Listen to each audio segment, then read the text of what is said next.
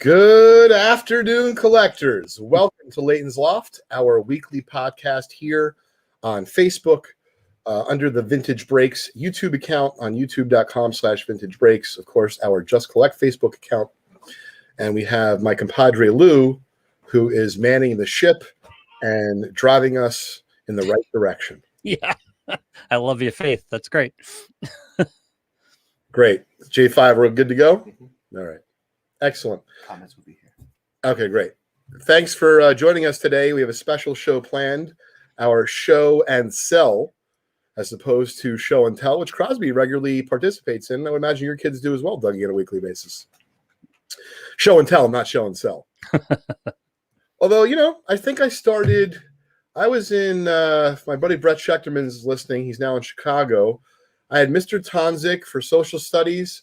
And I'm fairly certain, like 5th, 6th grade, I already had, binders of cards, like would try to sell a card for 50 cents or trade. It was great. I was going to say, you remember your 5th grade social studies teacher? I can't remember all of them, but I have a pretty good memory, yeah. I remember my first two teachers, first through 4th grade, because I was in a 2-room schoolhouse. 2 grades per room. That's kind of crazy. Yeah. The old Rocks Village School down here. What's going on, Gus, Nick, Ernie, Russ, and Chris Coe? Thanks for joining us. What's up, Mark?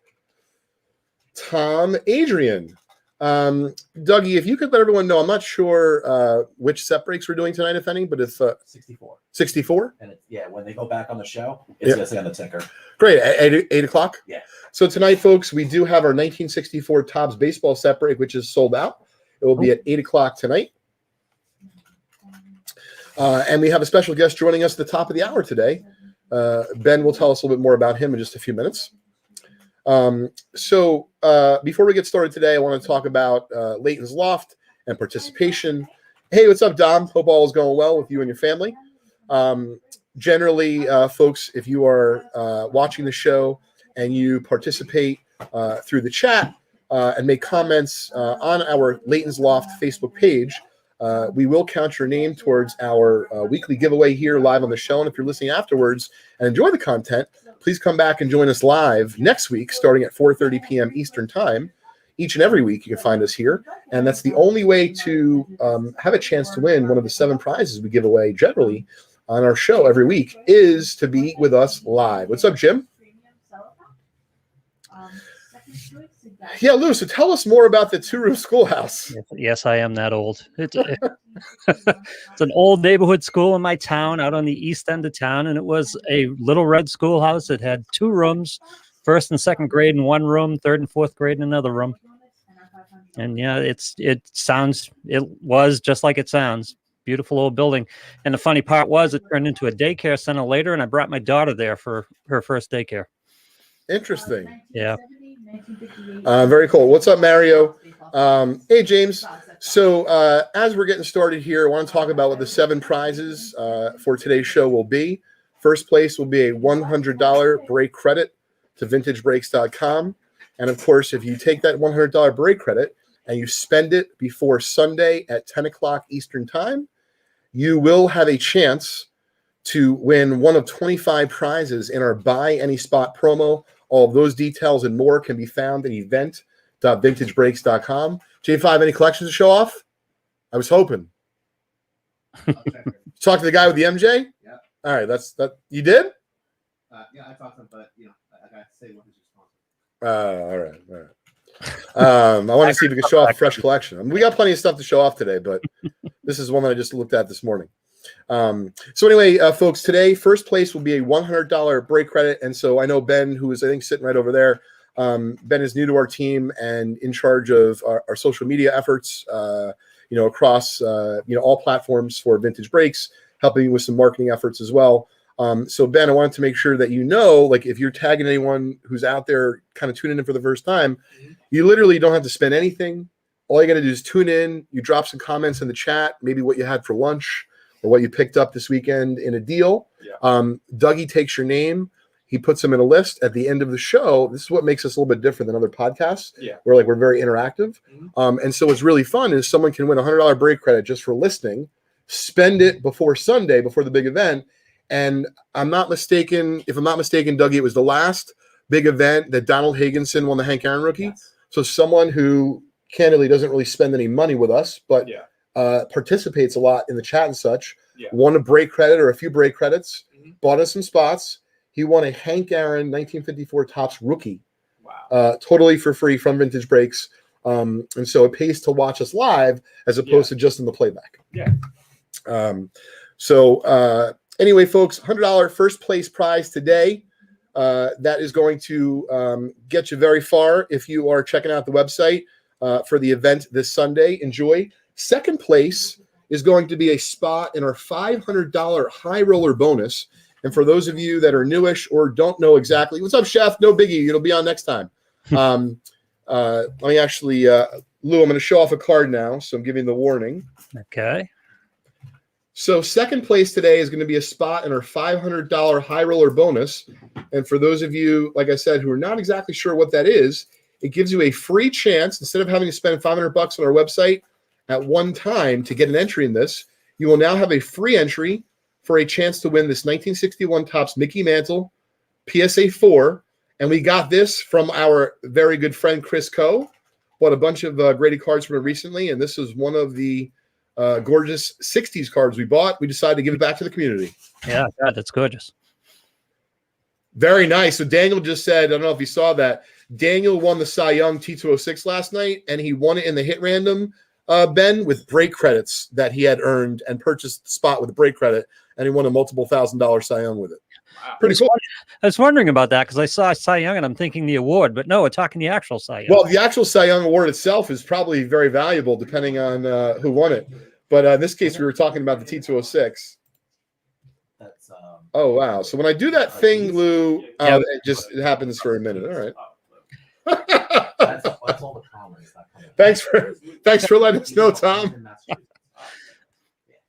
I have some connections with the Ryan family and the minor league teams down there, and walked into a conference room down there at the Dell Diamond down in Austin. Actually, it's just outside of Austin and Round Rock. And there were like three, I don't know how many, there were like 3 Cy Young awards for Nolan, just sitting on the floor, leaning Oh, up wow. the wall. 3 awards. Well, I don't have any Cy Young awards to give out as prizes today, Lou. I'm sorry to disappoint the gang. But what I do have next is we're going to give away a BAM spot in our big Breakamaniacs appreciation promo that ends this Sunday. And so, Ben, what that is, they tell you what the Breakamaniacs appreciation promo is. Very cool. So we'll give away a spot in that, and then we're going to give away 4 $10 break credits to our site, vintagebreaks.com. And hopefully, if you win, you'll spend that before Sunday, have a chance to win some cool stuff. Check it out. It's all at event.vintagebreaks.com. Melch, I'm glad you're here. We'll be talking about your box at some point this week. But for today, before we have Action Jackson at the top of the hour joining us, we're going to do some show and sell stuff in just a few minutes. But I wanted to show off 2 different groups of cards I have right here. Oh, actually 3. So what's up, Greg? Hey, what's up, Dev? So you got some family in there. Yeah, I love it. I think my brother was there. Merrick's in there too. Yeah. What's shaking, Mark? So this right here is a card I'm keeping from the Chris Coe collection that I just recently bought. And by the way, it's not his collection. I just bought some extras that we could all have bad extras that we want to get rid of, like a 61 Mantle and a 4 Dougie and a Jackie exhibit. So as soon as I saw this in the deal, Lou, I knew this was going to be for my collection. Beautiful. Oh, yeah. A great shot. Yeah. So next up, I want to show off, this is all the way from Hawaii. Okay. This is good choice. Yeah, I don't know what I saw there. This is a group of cards. Hey, what's up, James? Welcome to the show. Yeah, welcome. Thanks for dropping by. This is a group of cards that I just picked up all the way in from Hawaii, where I went on my honeymoon with my wife, 2 different islands. Just randomly found a collector on the bay. We connected through a message board off of eBay so that he could save some fees. I could save some bottom line ducats.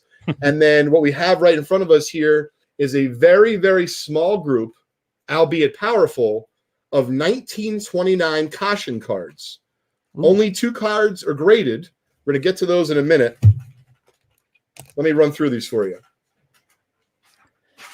I recognize that form. Freddie Leach. Yep. Tom Zachary, Harry Rice, let's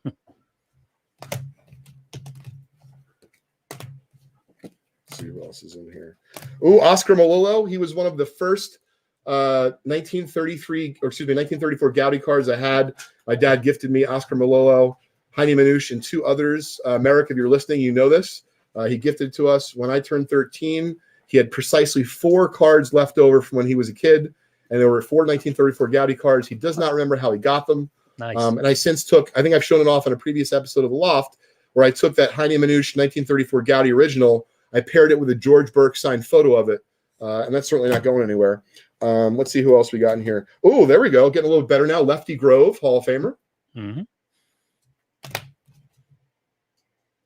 Earl Coombs from the Yankees. Lou, I don't know if you know what's going on in the chat here, but we got my brother-in-law chatting with my brother. It's become just like a platform for folks to connect. They're just chatting about what happened in AC over the weekend. I see. They're not on the right feed here, though. Not my It's feed. all right. I'll scold them later. Walter Hoyt, or wait, excuse me, I'm like Walter. Dazzy Vance, Sam Rice. Oh, there we go. We got a Heine Manouche, Hall of Famer. All right, so we'll show this one first. Gorgeous Lou Gehrig, one of the toughest ones to find in the set. I imagine.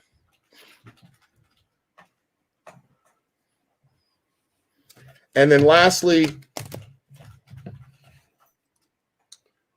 a Babe Ruth 1929 caution. I recently sold the 4, so it was like the world knew I needed another 29 caution Ruth. Looks kind of live there. He's hasn't It's put pretty cool. I like it. He's at the plate. He's ready to go. Yep.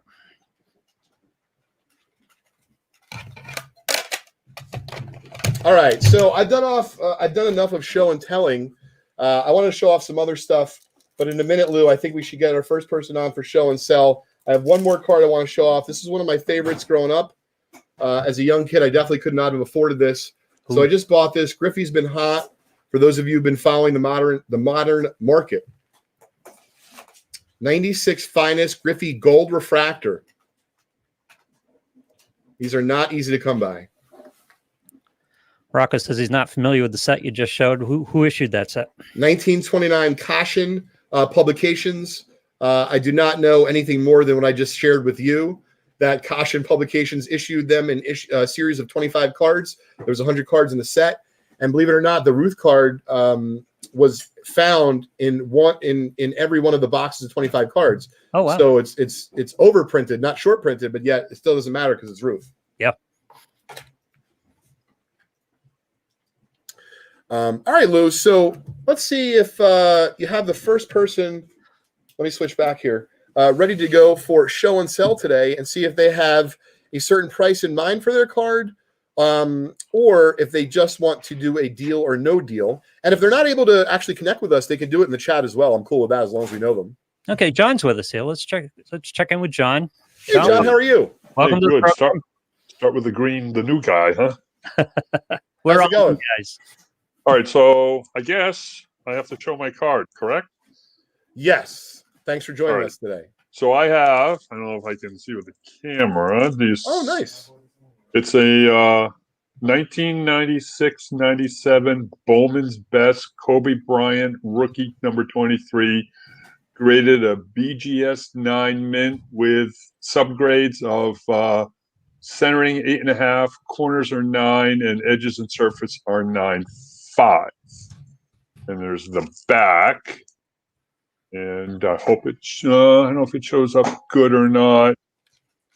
Lighting and camera and all that stuff. I actually, every time I get a slab, I immediately put it in a let me try to get it up in a team bag, a slab bag, so to protect it and stuff like that. So it's Nice. still in the bag. I'm looking it up. I can't help myself, John. I'm looking up to see what I think it's worth before we do anything. Now, did you come here today to try to sell it for a certain price, or did you want someone to make you an offer on the card? I'd like to sell it for a certain price, or makes it very easy. Negotiate. I'm having the worst time trying to get it in the camera. Well, we can see it okay. Yeah. Absolutely. And we know what it is, and we know it's a grade 9. Yeah. Yep. So how much are you trying to sell it for today, John? I was thinking 600 plus shipping. 600 plus shipping seems to be very reasonable based on what I see the last one sell for approximately a couple days ago on eBay through PWCC. So out of curiosity, if you're able to consummate a sale today on the show, John, what are you going to be doing with the money? Hopefully your wife's not listening. I got a big PSA order coming in that's going to be due, so probably go to that and probably put a little bit towards some additional cards. Seems like the right move to me. Yeah, we're also looking at putting. My son and I are looking to go to we're in Savage, Minnesota, and the National is only I think 6 hours from us, so we're going to go to the National since we've never been. Wow! And how old is your son? He just turned 18. He got me back into collecting. He got you back into collecting, really? Yeah, it was like 1 year from today. We went out for it's my wife's birthday, and he had gone on to TV and said, "Hey, Dad, did you see that show, The Last Dance?" And then I said, "No, what's that all about?" And he says, "Oh, it's the Michael Jordan show. You know, it's all about Michael Jordan." And I said, "Oh, that's cool." He said, "You know, maybe you have a Michael Jordan because you know you collected cards when you were a kid, and you have all these cards under the basement closet." And so then we just that really got us into collecting again. And I went through, of course, we go through every card. And what did I start basketball collecting? Like 1989. That's great. Yeah. So, well, very cool. Yeah. Well, I hope you guys can make it to the National this year. Our very own chef is in Minnesota. Obviously, with everything going on in the world, John, we don't know if there will be a National in Chicago in August. Are they going to delay it? But you said it's going to be the first time going with. Is it going to be the first time for your son as well, or just you? Yep. That's great. Well, just as a little, token of some hobby love to share here, I did not realize that this was their first time going to the National, but it would be our pleasure on behalf of Vintage Breaks and Just Collect and my buddy from Otia Sports, Jason. We'd like to get you and your son a weekend National pass on the house from Vintage Breaks. So all you need to do afterwards is just send me a personal email, my name, Leighton, at justcollect.com, and we'll make sure we take care of accommodations for you and your son. I think that's going to be great. You're going to really enjoy it.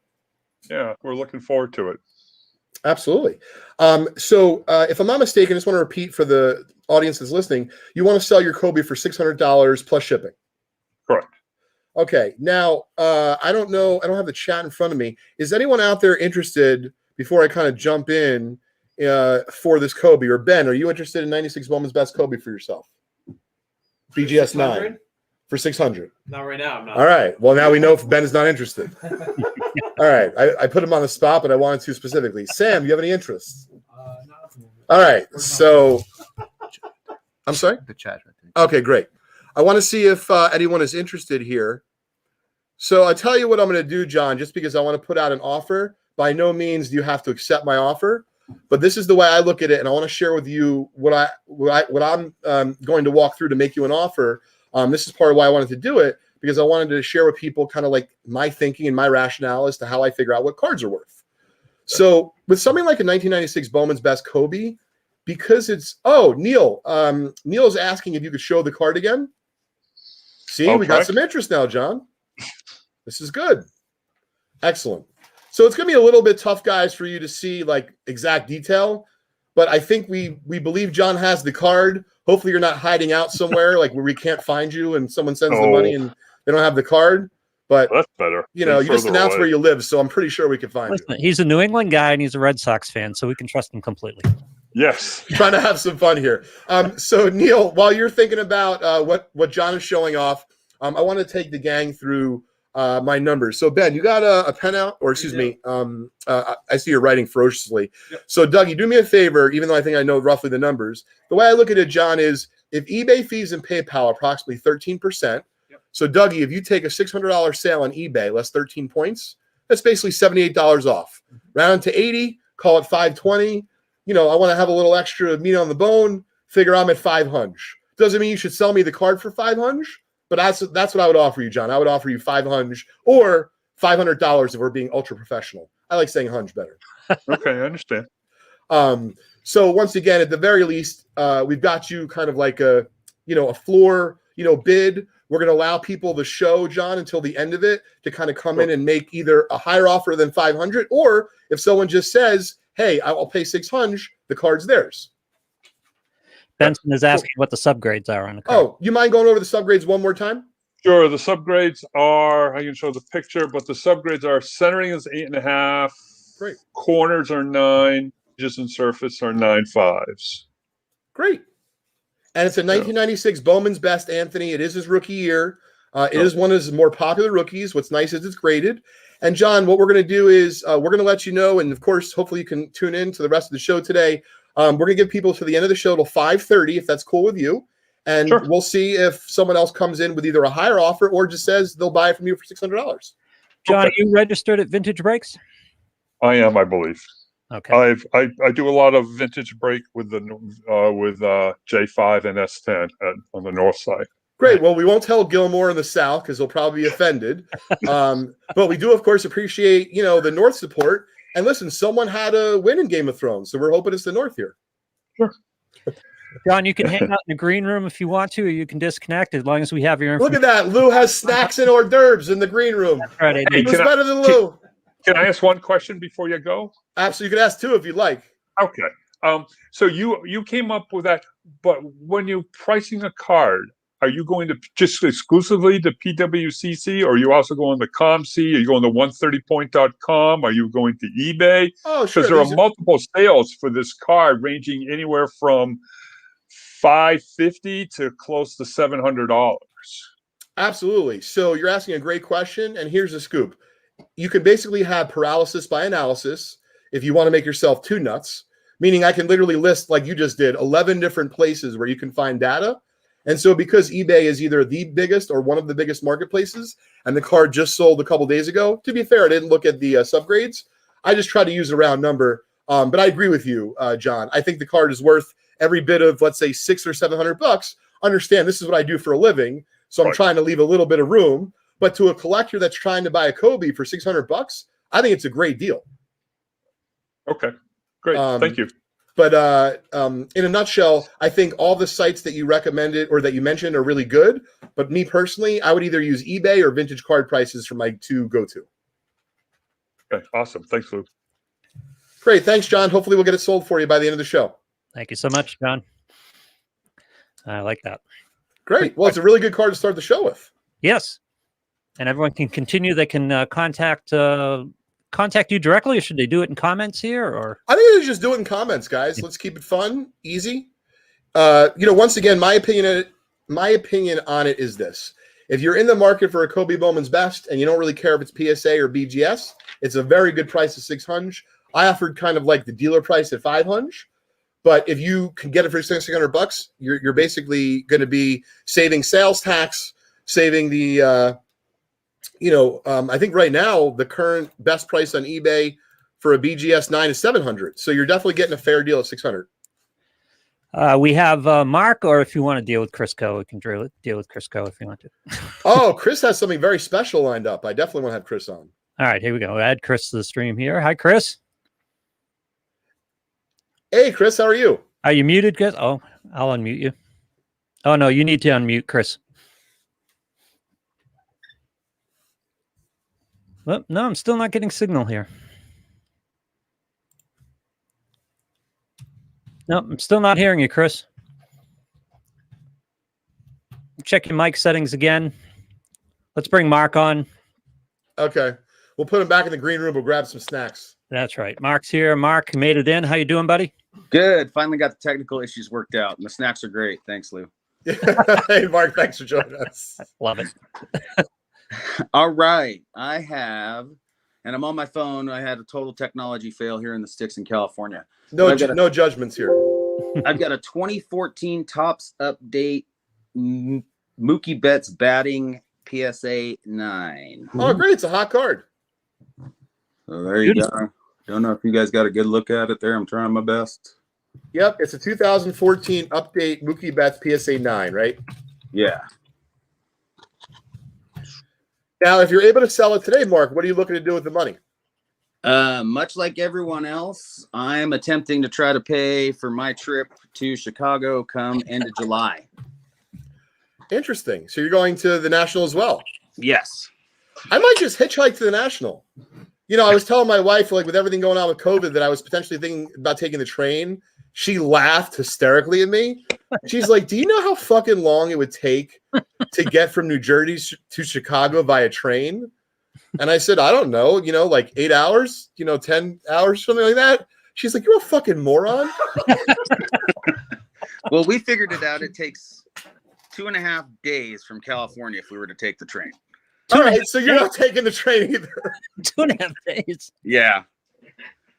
Because I drive to Florida in 27 hours. How bad could it be?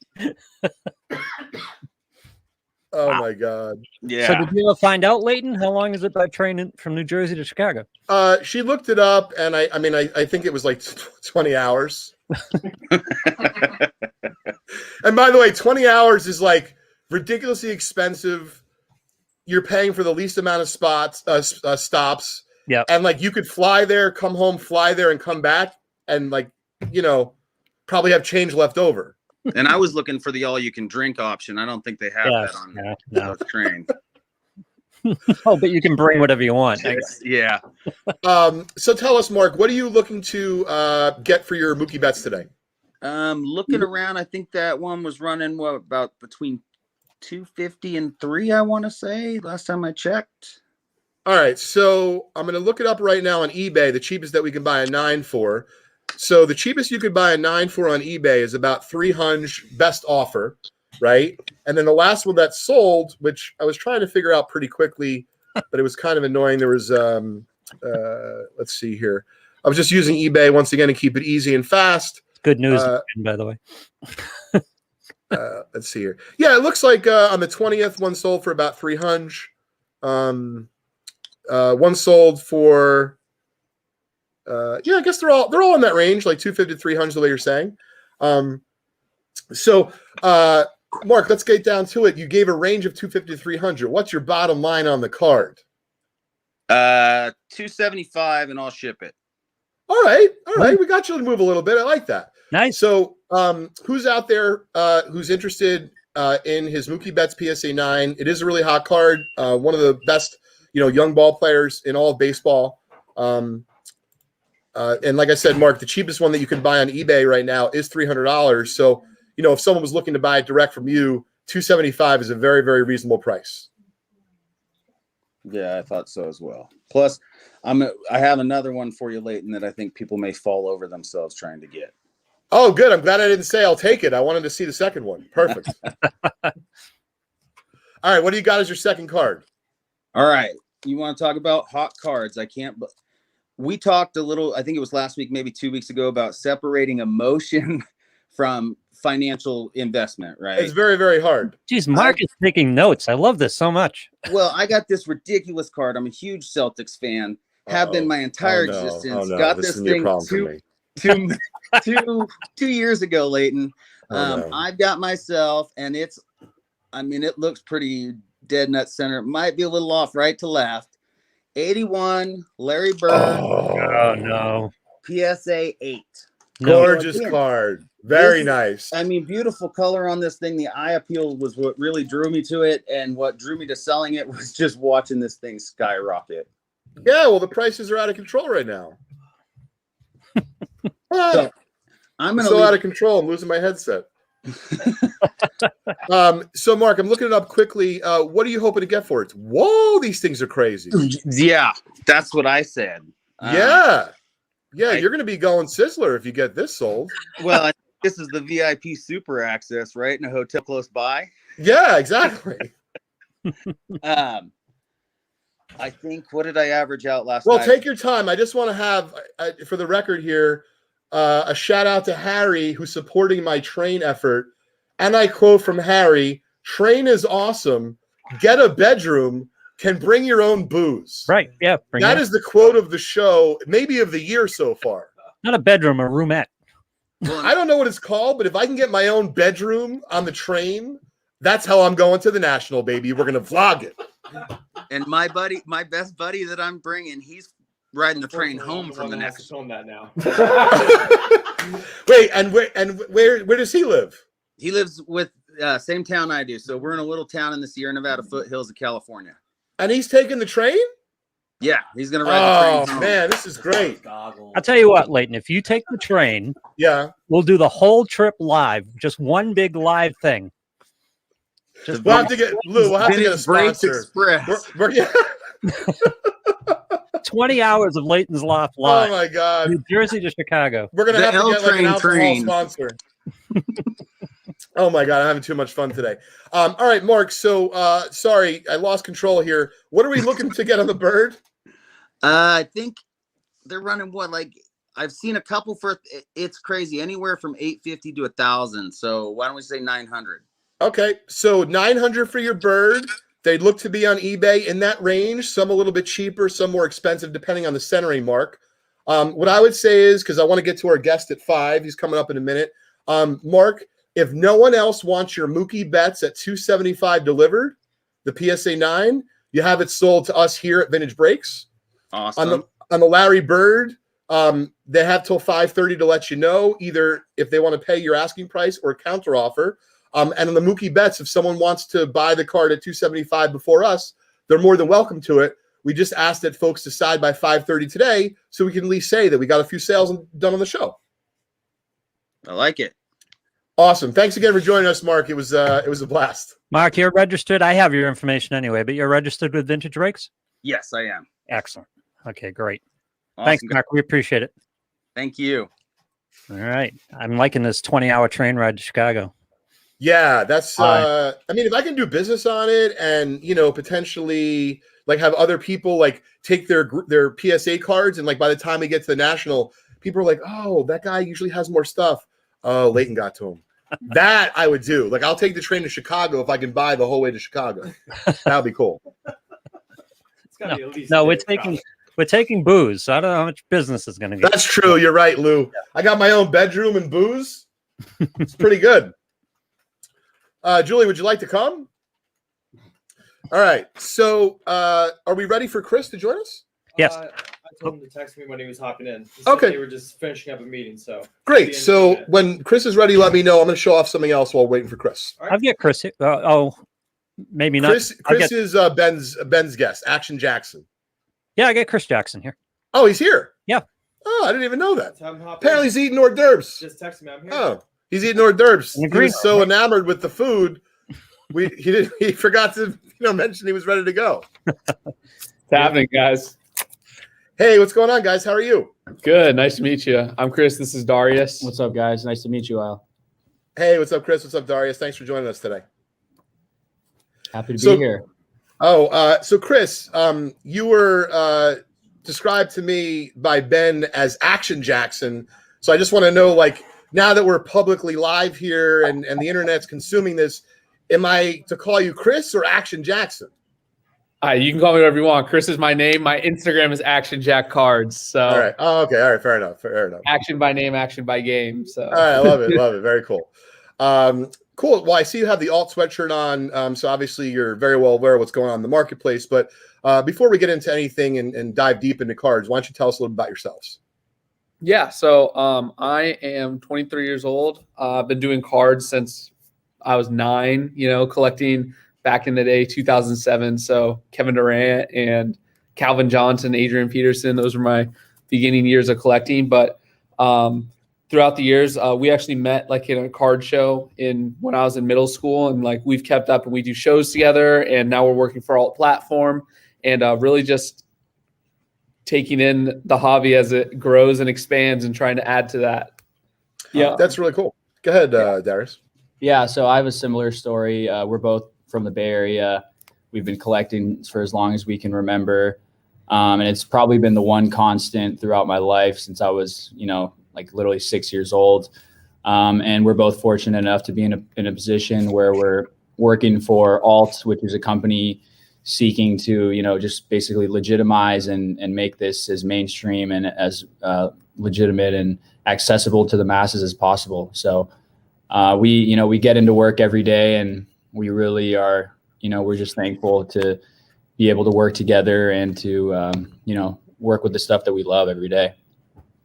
Cool. So speaking of that, and it's funny because we talked, Ben and I, a bunch before you guys came on, and of course I've heard of alt, but somehow that got, forgot when we were chatting. So I'm excited to hear about it. Tell us about what you guys do at alt and your journey so far and what you hope to be accomplishing, let's say, over the next 12 months or so. Yeah, so we're actually set to launch a marketplace next month in mid-March. Hopefully to rival eBay and get rid of those like 13% transaction fees. Ones we were just talking about, yeah. Yeah, exactly. Trying to make this market as efficient as possible, right? There should be no need for that big of a bid-ask spread. So definitely working with that. And separately, besides the platform of being able to manage your assets and being able to buy, sell, and trade on there, we're doing a fund. So for people that don't have the expertise of sports cards, they're able to invest in the Alt Fund 1 and get exposure to the asset class without actually having to do all the due diligence and figuring out themselves and leaving it up to us to do it for them. So, we're pretty excited about that. And our day-to-day is handling the vaulting of the assets that are sent into us. Really anything operations side or anything that the engineering team needs as far as like knowing about the asset class and just, making everything run smoothly operationally. Where can we find Alt's website? Yeah, so it's onlyalt.com. Thanks for sharing that. I also wanted to pull it up while we were chatting. Yeah, no, definitely. So we have a wait list going right now. We're starting to let people in slowly off the wait list. But we've had some pretty good feedback so far. Still working through. One of the things that we're really trying to pride ourselves on, and we're working to get pretty accurate, is we have a whole engineering team set on the alt value. So being able to scrape all the data online and being able to put in a card on your portfolio, and it automatically populates what the card is worth and give you that alt value, just kind of the source of truth for what the current market value is, because you know how many shill bid comps there are, or just how much it fluctuates. So trying to keep the up-to-date market value at all times. So first of all, that's a great idea, Chris. From a user like myself, who's both a dealer, an investor, a collector, one of the things that really, and J5, who is our compadre over there, who's helping us with all of our leads at Just Collect, one of the biggest time sucks of valuing collections is taking graded cards, card by card, and having to figure out, oh, wait a minute, VCP says this, PSAcard.com's data says this. What is it, 360 point, or I always forget the name of it. 130 point, is another set of data. And the problem is that not only are they different data points, but then you have to forget about if you're an expert with data, you then have to discern and make a conclusion from that what the card's actually worth. And someone from like myself, it's a little bit easier because I'm in the game, but it's still very, very time consuming. And sounds like what you gentlemen are saying is you're hoping to eliminate that friction and that time that someone takes valuing, whether it be, their collection, their investment combination, right? Even a dealer. What if I had 500 graded cards in there? What you're suggesting is it's going to be real-time data. And is there going to be a cost to this data for folks? No, the portfolio management part is actually free. When you get put onto the website, you can automatically add assets, like start adding your cards in, and it'll start curating right there. And you don't even have to pay for any service for that. That's all free. The marketplace is where we're to charge 1.5 transaction fee, 1.5%, which is virtually nothing compared to eBay. And one of the big things that's really cool is we have our own vaults. So people can send in their cards and it's automatically real time. The second you sell, it's in the other guy's portfolio. And then you can choose to ship to yourself when you want to, but just very real time trading. We're even focused on high frequency trading when people really want to jump in on the same card, making sure within the milliseconds that the right person gets the card. So it really is treating this like stocks. Yeah, just one other thing I want to add to that you guys are kind of touching on is how easy it is to manipulate the marketplace on eBay right now. But given that we are going to be the exchange and the ones facilitating all of the transactions, every single data point, every single sale that people see will be validated by us and be facilitated by us. So there will be no possible way for there to be any type of manipulation on our platform. No, it'll certainly be very useful to the community. One of the questions that I have as a seller and a veteran of the hobby is certainly for the last, I don't know, 15, 20 years, there's been, eBay's a pain in my butt. They're too expensive, thorn in my side, too difficult to, operate on, all that, that stuff. But the one thing that I do give credit to eBay for, which, I only know firsthand myself and from others experiencing it, is it's really, really hard to replicate traffic. And so I guess my question is, if you folks are going to be supporting a marketplace, right, how are you going to be driving traffic there so that, forget about rivaling, eBay, just to start off with, do you have a big marketing budget? Do you have someone, I'm making this up. It seems like every celebrity is joining it. Do you have Mark Wahlberg or Snoop Dogg is going to be your spokesman? Tell us a little bit about how you plan to get traffic to the site and how you plan to match, the inventory and ultimately getting people to list the inventory and then get the buyers. Absolutely. Like that, those are all very valid concerns. And we're technically not even public yet. We haven't gone and done our press releases yet, but we have a great team of investors that include a ton of athletes, a ton of venture capitalists, really some really high net worth individuals that are really interested in the space. There's a lot that are invested in the fund as well as in the company. So in the coming weeks, there'll be a lot of press releases on that. So stay tuned for that. But as far as, you touched on it, having the right inventory and stuff, we've been curating an inventory of over $1.8 million worth of cards just to start out and get the market going, right? To have a market making sort of platform, as well as we're starting to talk to dealers about being interested in being one of the first dealers on alts. So when we go live, they'll be able to sell their cards and transact. And we're in the beta stages of the platform right now. So we're actually just doing our demos and stuff within the company and having people buy, sell, and trade on there. And things are going well. So we're very encouraged. But yeah, we're thinking of all these things. We got some great people on our marketing team getting ready for the ultimate push in these next few weeks. So don't want to disclose too much, but we have a lot in the works coming. So it's a very exciting time for us.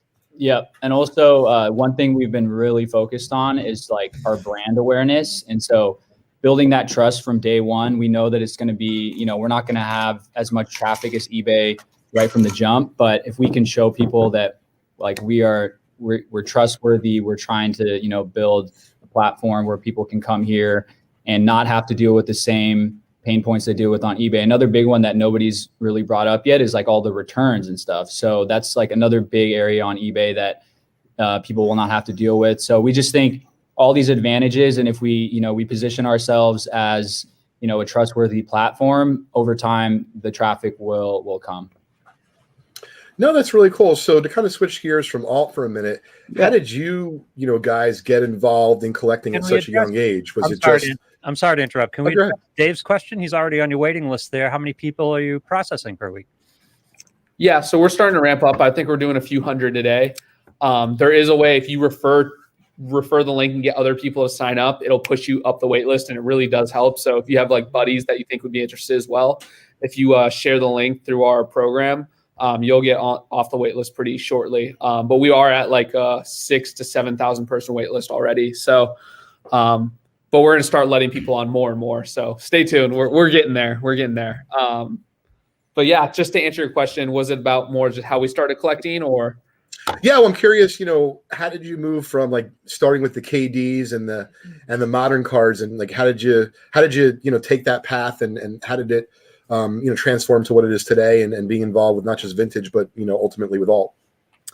Yeah. So personally, I actually was living overseas most of my life. So when I was in middle school, I was actually living in Singapore, and nobody could get cards over there, but I had a pouch mail system because my dad worked at Chevron, so we could get international packages shipped, which was a huge bonus. So I was actually shipping in cases and cases of wax and slinging it in the hallways of middle school to the kids and their dads, because parents get involved in this too. Of course. They love it as much as the kids. So I actually started buying and selling and trading there. And then once I came back to the US, I just had some money and some cards, and I started going to shows, learning more about eBay and how that whole online marketplace works. I got into Facebook groups before Instagram was a thing. Started going on Mail Day Madness and some of the other groups, and really started just buying, selling online, and kind of built it up until paying for all my bills in college, basically, and doing all that until I came along with alt right after I graduated. So it's been a crazy ride, especially just seeing like how the card market has like slowly progressed over the years to like the explosion now. I think it just speaks volumes to like how much we're just at the beginning of the cycle and there's a lot to go.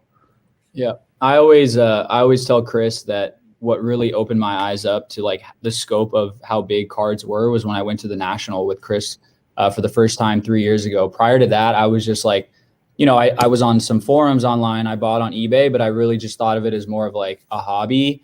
But going to the National really opened my eyes to like how, there was kids younger than me that were, had collections, 5 times as valuable and as nice. So it really opened my eyes, kind of motivated me to like the possibilities. So for the last 2 or 3 years, I was sort of ramping it up, like, doing a lot more volume and just kind of scaling up my collection. And then, I came on to alt like 6 months ago, just through a mutual connection. I knew the CEO just from having dealt with him with cards. Like we had done a few deals. I had gone to his house a couple of times to make some in-person transactions. And then he brought me on, and here we are today. So I think it just speaks to like one of the most important things about this hobby is the connections that we make, and you never know when those can come back to give you an opportunity down the road. Absolutely. It's interesting to hear about your path to get where you are today. Out of curiosity right now for each of you, are you collecting, vintage? Are you collecting modern? Is it a hybrid? Do you buy memorabilia? Tell us a little bit about what you're dabbling in. It's funny because we have like very different collecting philosophies throughout the years.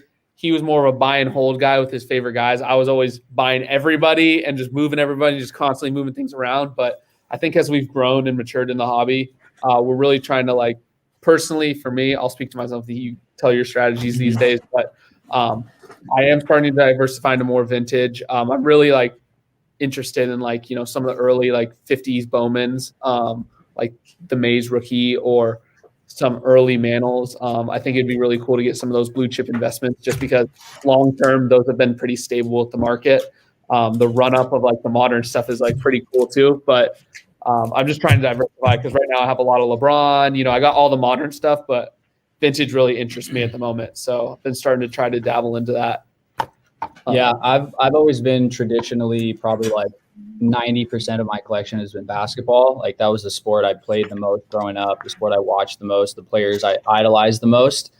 And recently I have found myself going back to like picking up a lot of stuff that just makes me feel more nostalgic just because of how like crazy a lot of these prices have gotten for a lot of like the blue chip investment type stuff. And I do have like a decent amount of that stuff that I'm like holding long term. So now it's sort of getting to a point where it's like, okay, what can I do that is still fun, but still like cost effective? And also like, you get a card and it might not be worth a lot. Like I've been buying a lot of like Ben Gordon exquisite RPAs because when I first started collecting, those were like $2,000 a pop. Now I can get them for $100 a piece. And those are really cool to me. So it's not like I try to have kind of both perspectives. Like not everything you buy has to be for an investment. It could still be for nostalgia, for other reasons. So that's sort of what I've been doing recently.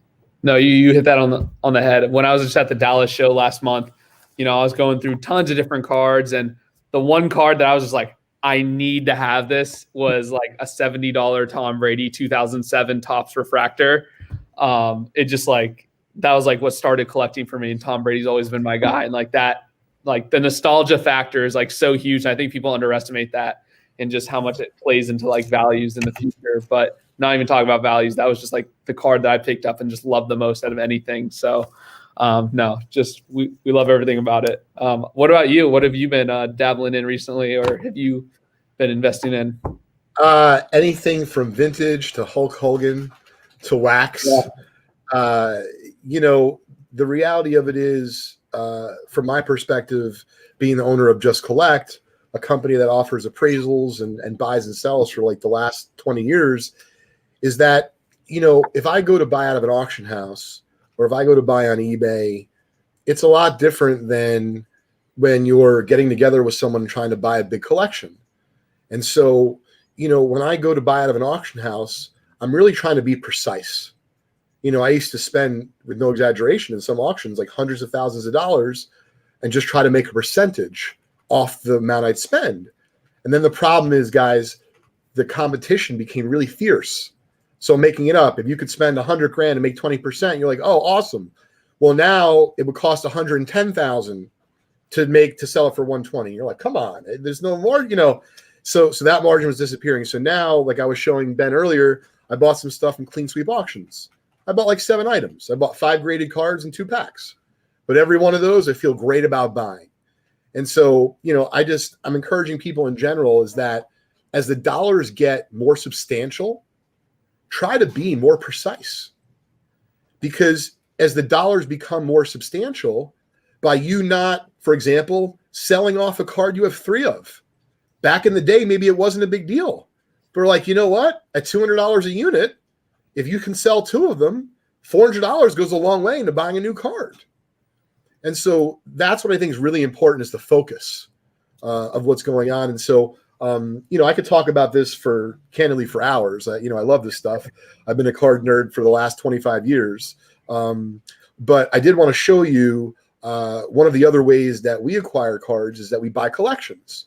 And so we buy collections from folks who are, let's say, active hobbyists and no longer have a need for 80 graded cards. They don't want to consign it to Probstein. They don't want to consign it to PWCC. Alt doesn't exist yet. They don't want to send it to the vault. It's not good enough for Golden. It's just, there's so many different pockets that people can fall into. And then, as my buddy Chris Coe is saying on the Facebook chat, there's still a lot of friction in the hobby. And so, hopefully a place like Alt, maybe when I buy a collection like this, I would think about sending it to Alt, which I'm going to show off in just a few minutes. Right now, being candid, like I look at it almost as like toys. Like I go through them, I play with them, I enjoy them. But yet the reality of it is, it's a lot easier for me to buy than it is to sell, even though I know who to sell to, just because of the friction in the marketplace. Or to be fair, if I list on eBay, I know I'm losing 13 points.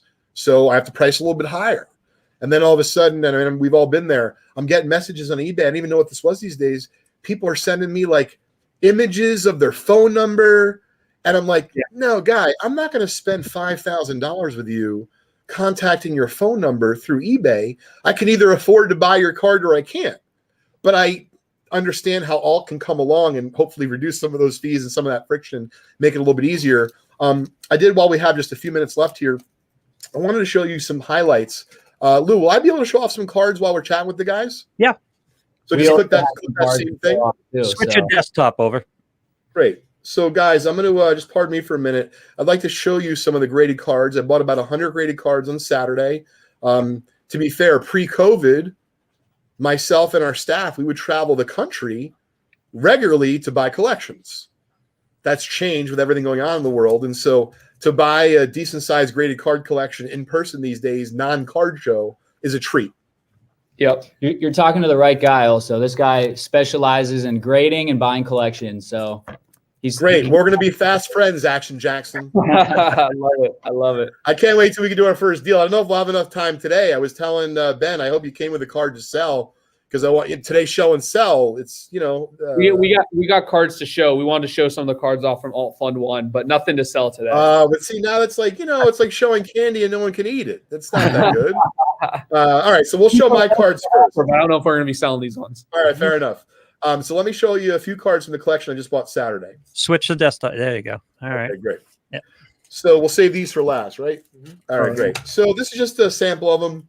Haven't looked through anything, and I know you guys know the lingo. Haven't gone through anything for upgrades or bumps or any of that. So this is just totally as is. Nash obviously is hot these days. Yeah, how much has his stuff gone up since being just the Nets coach and being in the spotlight? Oh, easy 50 to 75%, if not more. Interesting. There's a good color on the chromes too. No greening.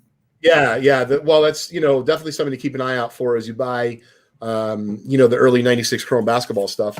But how cool was this collection? So like the next card, this is in no particular order. What's up, Jason? The next card is just a 61 Mantle MVP and a 7. Once again, this person I bought the cards from, he hadn't bought anything recent. He had bought these cards over the last several years, so he had seen some nice appreciation across the board on his collection. Yeah. It's not often, like usually if someone sells me a Steve Nash Chrome, like they don't have any Mantles. Yeah, Mhm. no, this is a wide range. This is much different than the 20 Zion base you get hit up with every day. Yeah. Or like speaking of wax, because I'm very in tune with the wax market because of vintage brakes. Yeah. It's like everyone these days has a 2018 Prism case to sell. And although I think it's really good and desirable, I'm trying to tell people, like, do you have anything from Curry and before?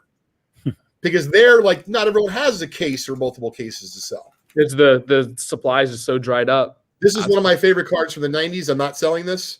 I realize you're probably lagging for a second, but I'm really into the redemptions from the 92 Shaq stuff, particularly hoops, because I didn't have a lot of money growing up. I remember doing the upper deck, but like I didn't have enough money to buy the hoops also and then go for the Shaq. Yeah, that's a cool card. You don't see that one too much. Nope. So I dig that. Just an Aaron Rodgers, as part of the deal. A lot of classic stuff. Yeah. Yeah, he bought really well. I mean, I said, I'm like, if you have any tips, let me know. So this I'm definitely keeping. I haven't sold any of my 85 Hogans, but I have several PSA 9s. Have you looked at the pop report, how crazy low it is in this card? It's wild. I've looked into like the Rocky Maivia one, Sure. the Cardinal, and the pop report is like stupid low on all these wrestling cards. There's just like no supply out there, period. And there's way more fans that would want to consume it. So I think it's a good buy, for the long term. That's awesome. That's This is the big card of the collection. This is the Brady Chrome. True gem. Wow. Yeah. Love that card. He's the But biggest. so this is how crazy our business is, guys. We got contacted today by someone who has a BGS 10 Bowman Chrome Brady. And was it 300 or 3,000 other Bradys, J5? How many other Bradys did they have? 3,020. I love how he just says it like, very casually. So the guy has 3,000 Bradys with a Bowman Chrome 10. Holy Back cow. at 10. What was he asking on the 10? I'm curious. Whoa, Tiger. We'll talk. No. business All you. afterwards. I'm asking for my own price setting. I I'm got just messing around with you, Chris. I'm just messing around. Shark, this guy. Yeah, no, I know. I got to watch my back. I'm just having some fun, Chris. So anyway, last couple cards, and then I'm going to show you the ones that Ben told me specifically you would enjoy. So Manning, of course, is hot. Love that. Very hard to find. I don't know if people realize, like 2001 Finest football, not readily available. I haven't had a Drew Brees Finest rookie in quite some time. No, those are super nice too. In person, those like really shine well. Those are like refractory, right? Yeah, they're very cool. Yeah, I love that card. Let's see. Okay, so these are the last four. Man, you skipped over the Carmelo. I know that's Well, I like the Carmelo, and I don't mean to upset you, but the thing is, the gentleman told me he had the refractor. So when I saw it was the base, like we adjusted the price. The guy was totally cool. He wrote it down wrong in his inventory. Like I was really pumped for the refractor. So now I'm like, yeah. I don't know. I'm not saying I don't like the card, but I'm a little bit like, Yeah. Now I want to, sell this and get the refractor. Mm-hmm. Nice. So next up is the Kobe. I think that this Kobe metal rookie has room to grow in terms of dollars. And I'm not one to really tout cards. You can clearly see I own this for full disclosure. However, when you talk about cards in person, this metal card is like a work of art. Yep. Really is. A lot of those 90s cards are. Yep. Like even 91 Skybox basketball, the base set with the crazy backgrounds. Yeah. I realize I'm older than you guys, so I don't know if you know 91 Skybox. Please don't make me feel like an old man. But there's some cool background. So he had, an 86 Fleer sticker Jordan. Well, yeah. Very cool. Yeah. I was just surprised at the run up this year of those Jordan stickers. Out of control. The rookie makes sense, and then the sticker just like, wow, how those just shot up real quick. Out of control. Yeah. So the sticker, and then two more Kobe 10 Finest, which is a great card, and I myself collected, 96 Finest basketball. But similar to you guys, I'm looking at this saying, hey, as much as I love this card, I'm probably going to flip it out, use the profits. Like I really want a Finest refractor. Yeah. I have the atomic. I don't have the chrome. I don't think I'll get the chrome at this point, but I'll end up getting a Finest refractor is my guess. How much do you guys think the documentary contributed to Michael Jordan's prices this year? And could that be a leading indicator in the future? I think that was the spark. but I think it really ignited after. I think it was more of like a short-term bump, because then, they went up and then they sort of came down and then the whole market just exploded. So I think the documentaries is good for like a short-term bump, but I don't know if it's going to be like a sustained increase just because of a documentary. Yeah. Here's the last card I wanted to show you. It's deceptively tough. Admittedly, I didn't buy a lot of 2003 Ultra in 03. It wasn't that easy to find. Those are incredibly great. Yes, the popper court is very, very low on this, and the reason is they're just really tough to find in gem in condition because they stuck. It's just very easy to see wear on the corners. They're chipping. They chip like crazy. I graded so many of those. I don't think I ever got a 10 on those. Those are tough. Well, to be fair, I didn't grade it either. I bought it as is. Yeah. What what the pop is on that? Like 35. That's incredible. It's not going anywhere. So this I'm keeping. The Hogan I'm keeping. And like I said, I'll sell several of the others that I want to keep to try to, fund the purchase of, some other stuff. And then I don't know if you guys were, were a fan of these two Griffey cards back in the day, but I just got this in a 96 Finest Refractor Gold Griffey. That's nice. That's a nice looking card. Wow. Never seen that one before. Yeah, I've actually never seen these. Yeah. Yeah, well, the golds were, it's like a 96 Finest basketball. In Series 2, you have the golds. Yeah. Well, in baseball, 96 was the first year of golds, and the Griffey's the best one. But, like, I can't even find a 10. So, I went with the 9. That's what I could find. Wow. Yeah, that's a sick-looking card. And then this is just cool. I bought it ungraded, but one of my favorite inserts from the 90s, it was called Pinnacle Museum from 1994. You can see the back's the same, but the front just has that really cool effect to it. Yeah. That is nice. The, late or mid 90s when they really started coming out with all the chromes, right? And all the different, they started playing around with all these variations and with the hollow look on them. Yeah, So. absolutely. So I wanted to share some stuff with you guys today that I thought you would appreciate. Awesome. We got a couple cards to show off too, if we still have some time. Great. We got about a minute left, so let's see what we got. Yeah, so these are all cards that are in Alt Fund 1. So we've been curating this collection the past 5 or 6 months, but we got the Brady 9-5-10 contenders, the Manning PSA 10 contenders. These are very near and dear to my heart because I'm the football guy. But yeah, really. And will folks be able to buy shares in the fund? No, so this isn't a fractional ownership fund. This is more of a traditional fund it's basically only available to accredited investors, and the fund will actually be locked up for 10 years. So we may securitize the fund down the road, and then at that point, the investors could choose, to sell their shares or whatever. But no, it won't be sort of similar to collectible or rally. Yeah, a little bit different. Here's another one that was the most expensive basketball card for probably about 2 months until the Giannis logo man came up and beat that. Unbelievable. So yeah.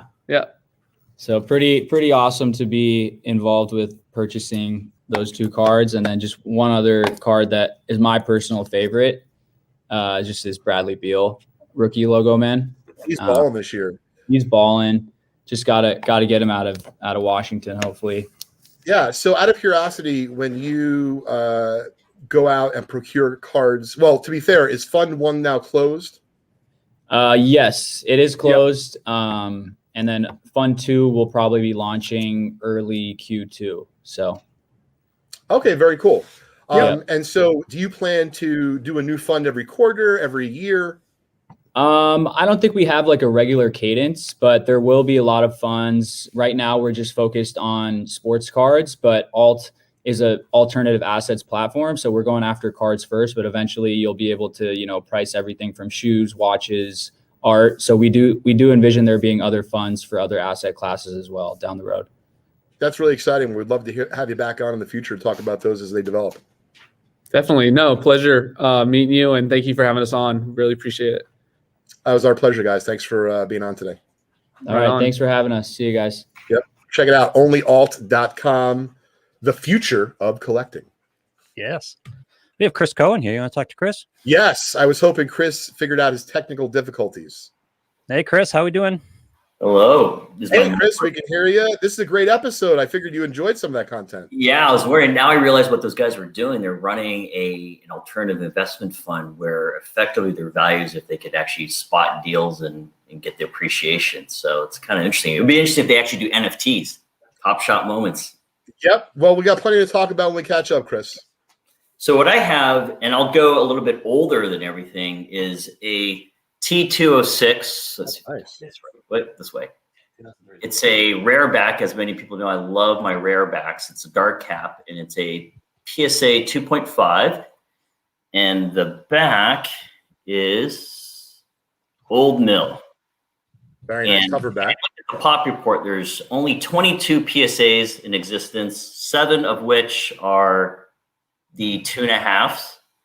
And there hasn't been too many transactions done. I go to VCP, there's been 2. One back in 2014 and one just past, I think, August, which was me. Hello. So I'm going to go with a deal or no deal. All right, I like it. Well, it's a fun way to finish the show. Now, while we're waiting for some offers to come in for that, Chris, Lou, was there any other action on any other cards as we're finishing up the show today? I didn't see any through us on our chat. Okay. Well, we'll see. As I said, I threw out an offer for the bets, the Kobe as well, but hopefully there'll be some other people interested. So, Chris, I'm doing my quick research. I wanted to see if we can get us going here, and of course, this could extend to the show later. I haven't done any extensive research. I'm just looking to see like what 2.5s are going for. Now, is there any old mills on eBay? Let me see that. I have a second card, which hopefully I have a price in mind, and it's priced with the last price on eBay. If that's sure, absolutely. It's a Ja Morant impeccable PSA 9 out of 99. Very nice. Bid $1,450 on eBay. I'll sell it for $1,400. Very nice. So I don't know. It's probably not for your alt guys, but you have anyone for a Morant card? I can find people for a Morant card. All right. So Chris, why don't you show it one more time? Why don't you take a picture of it, Ben? We're gonna see if we can find you a buyer, Chris. He wants $1,400. The last one sold for $1,450. It's numbered to what, Chris? 99? It looks like, geez, I need my reading. 22. Yeah. What's it number 2? Numbered 22 of 99. Wow. Yep. I will find someone hopefully in the next day. All right, Chris, we're going to try to find you a buyer for that. It's $1,400. All right, so definitely challenging with the old mill. I don't think I'm going to be anywhere near your number, but we'll see if I can get it going, Chris. All righty. Card cap. Give me 1 second here. Fascinating stuff talking about all. I'm glad that you were able to enjoy some of that, Chris. Okay. So I want to be in a room with those guys collecting investors. Oh, no. Yeah, I know. It seems pretty fun, right? Yeah. I'm going to throw out an offer of $1,500. For this? See? And there you go. Turned down immediately. It's just low. It's just a going into the distance. It's gone. Oh, no. My headset fell out. Connection breaking up. It's breaking up. I can't see anymore. Well, it is a great card. I'll have to do further research as to what I think an old mill premium would be. But all in all, Chris, I know we've been talking about NFTs. We've been talking about NBA Top Shot. But since we have you on, give us like your 30-second synopsis of what's going on in the hobby with technology and the different marketplaces. And do you like what's going on? Do you not like it? Or are you confused? You're enjoying it? Tell us what's up. I think the way I would answer, in the end, you got to collect what you love. No one can put a price on something that has a sentimental value or memory. So there's no price you can put on it. But, with that said, I think the big opportunity, and someone needs to solve it, is the tools to validate and estimate what is a true value based on comps. It's right now, if you think about it from an average personal collector, it takes like 30 steps to go figure it out. Whether you go to VCP or eBay, or you look at other sites, it's really difficult to understand. And given all the volume that we see happening, you got to believe that there's got to be someone out there that can consolidate that, create some value-added service where they give some tools to allow an analysis. As you guys know, some of the people have seen, I post quite a bit on the Facebook Vintage Breaks group. trying to do some analysis around population report. And I think the thing that's going to be the new emerging trend, at least in the physical space, let's put NFTs aside, is the whole notion of eye appeal. I think you're seeing a price dislocation between just looking up a price on PSA 10s. Not every PSA 10 is necessarily the same, actually. You certainly see the difference when you get to PSA 4s and 5s. So I think there's going to be someone that's going to come in and have this notion of eye appeal and have that reflected, because you're starting to see even cards that are 1 to 2 grades below a higher grade card actually sell more because it's eye appeal. And just given the population of all these vintage old cards drying up and the demand happening, you're only going to see the demand and prices spike up even more for the vintage ones. I think modern, in my view, if you look at the pop reports on PSA, they far exceed any population report for entire sets of vintage cards. So, and also I think there's also PSA inflation going on, right? If you look at all the vintage cards, 75% of them are below PSA 5. Now you compare that to the 2019 as Panini Prism example, over 80% are PSA and above. So I think there's a big value dislocation happening that's going to shake out in the coming 12 to 24 months, in my opinion. And so I'm looking at it personally, trying to go downstream back to the vintage and just focus in eye appeal. But like I said, again, in the end, collect what you love. I mean, there's cards that I have that are all beaten up and I wouldn't sell it for anything in the world. So there you go. Well, most importantly, Chris, Melch wants to know, is NCAA football coming back to EA? Yes, we announced it publicly a few weeks ago. All right. Well, I guess Melch was he missed that one. Well, I agree with you, Chris. Is you and I have been sharing the journey for the last, I guess, almost couple of years now. Eye appeal is certainly more important than ever, in my eyes. And it's interesting because someone tried to tell me recently, and I would have ran it by the alt guys. They tried to say to me, hey, with all the new money coming in and some of these institutional investors, they don't really care if it's a nice 9 or a nice 8 or a nice 10. And I said, you might be right, except they're not going to be the only end user. And so for argument's sake, there's going to be different prices on the 10 Jordans. And I know that some people are telling me, hey, well, people are bidding blindly. Sure. But I believe that, as you said, Chris, whether it be it's over 1 year or a couple of years, people are eventually going to realize that even in some extreme cases, I'd actually rather have a 6 of this 1961 Hank Aaron than this really ugly 7 or 8, because it's just really how the card presents to me. And I like that it's centered. I like that it has good color. I don't really care that there's a back blemish on the card that causes to technically grade a 6. When you have, and Chris, you've seen this as well as I have, there's plenty of PSA 8s that are 65-35 off-centered, but because they meet the specs, they kind of I call them sliders. I'd rather have a nice, well-centered 6 or 7 over a super expensive 8, any day of the week. Actually, a commenter just put a really good comment. I think it was Ben DS that said, even eye appeal, it's a little bit nuanced, right? Because let's say you have 2 cards of good eye appeal, equally centered. One has a fisheye, one has not as vibrant color. Of course. Which one's, yeah. So I think if you think about the valuations between the grade versus eye appeal, there's a lot more room to go. And then the last mile to Ben's comment is that really detailed, subtle nuance of all else being equal, it comes down to preference. Do you rather have a more vibrant color, or do you want one that has a fisheye potentially, or a print dot? Yeah, it's not right or wrong, just whatever you prefer. Yep. Very interesting. Well, Chris, we'll extend the Mathewson to later. I will text if there's any action. Just show off the second card again, if you could. I just want to clarify the price of Morant for Ben. That was $1,400, right? $1,400 out of 99. Out of 99. Mm-hmm. Graded PSA 9, and I believe you pulled it right on our show, right, Chris? Yeah, you pulled it on Leighton's Loft when you actually had the late Loft. Ah, man, my brother-in-law has been busting my chops to get back on there.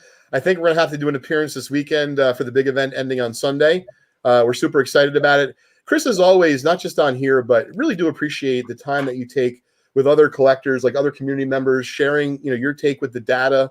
I know we're both card nerds, but candidly, you're much smarter. And I really appreciate, what you do with the data and how you present it. And so we hope that you continue to do that for us. Yeah, I love it. It's fun. So I'm always trying to help out. If anyone wants me to look something up or get my 2 cents, I'm always happy to do it. Cool. Thanks again, Chris. Be well, and we'll drop you a line later if we can do a deal. All right. See you guys. See you, Lou. Thanks, Chris. Good to see you. What a show today, Lou. Action-packed. You want to check in with Mark again? He's around. You want to see if Yeah, about absolutely. your offers? Yep. All right, Mark, we're going to bring you back. There we go. Aloha. Hey, Mark, how you doing? All right. So, Mark, you had bets, and then what was the second card? Well, here, I'll just show it to you again, Leighton, because I think your reaction was Yeah, it was very nice. Exactly. So there's that Larry Bird PSA 8.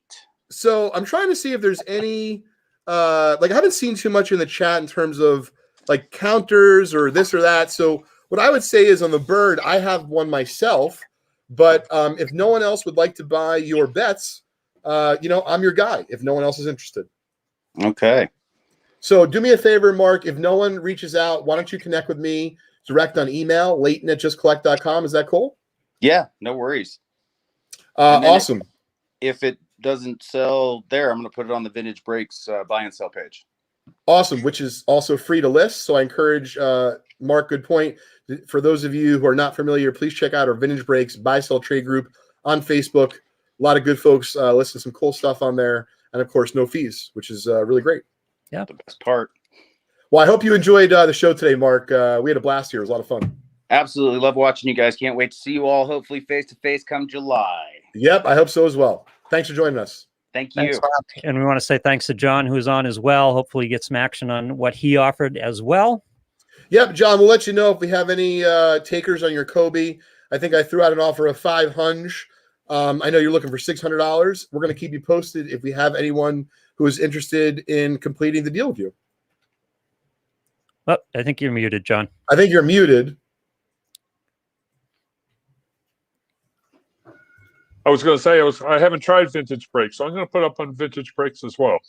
Great. Well, it's a good idea because I think that it's a very fair price. Like I said, please contact me directly, and I'll make sure I take care of arrangements for you and your son to join us at the National, hopefully this August in Chicago. Cool. Thanks. Thanks so much, John. I really appreciate it. Are you doing this again next week? We're going to do our Loft. I don't know if we're going to do show and sell. We're going to do show and sell again. I just don't know if we'll do it next week. Yep. Okay. Cool. Thanks, Very John. cool. Thanks for joining us, John. Bye. All right.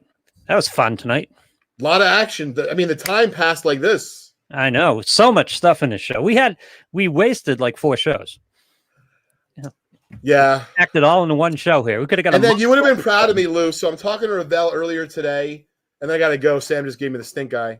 Well, this is his beauty time. It's, I understand. It's his time to shine. Gotcha.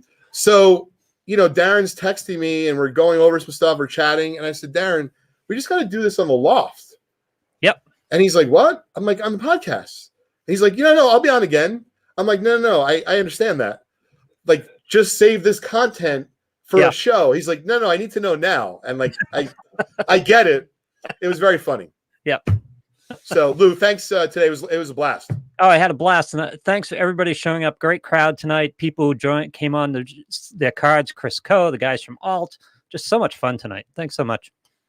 Oh, and late interest here. Chris Coe may be interested in that Larry Bird. Uh-oh. Ah, I love it. Show and sell's got to blow up. Yep. I will do another one. We need the action. Take it easy, everybody.